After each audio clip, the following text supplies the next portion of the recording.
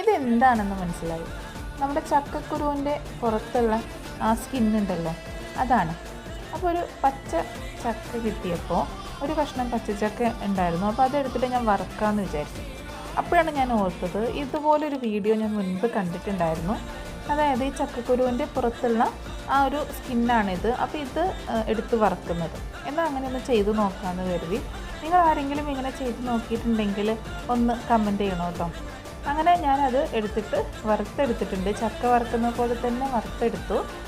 പക്ഷേ എനിക്ക് അത്രയ്ക്ക് അങ്ങോട്ട് ഇഷ്ടപ്പെട്ടില്ല കേട്ടോ. കാരണം ഇതിൻ്റെ ആ സോഫ്റ്റ് ഭാഗമൊക്കെ നല്ല ക്രിസ്പി ആയിട്ടുണ്ടെങ്കിലും ആ കുറച്ച് താഴെയുള്ള കുറച്ച് കട്ടിയുള്ള ഭാഗം ഉണ്ടല്ലോ, അതത്ര ക്രിസ്പി ആയിട്ടൊന്നും കിട്ടുന്നില്ല. പെട്ടെന്ന് തന്നെ ഇത് കരിഞ്ഞു പോകാനുള്ളൊരു ടെൻഡൻസി ഉണ്ട്. അപ്പോൾ ഞാൻ ഒന്ന് ചൂടായപ്പോഴേക്ക് തന്നെ എടുത്തിട്ടുണ്ടായിരുന്നു. എനിക്ക് അത്രയ്ക്ക് അങ്ങോട്ട് ഇഷ്ടപ്പെട്ടില്ല. എന്നാലും ചുമ്മാ കുറിക്കാൻ കൊള്ളാം. നിങ്ങൾ ആരെങ്കിലും ചെയ്ത് നോക്കിയിട്ടുണ്ടെങ്കിൽ കമൻറ്റ് ചെയ്യണേ.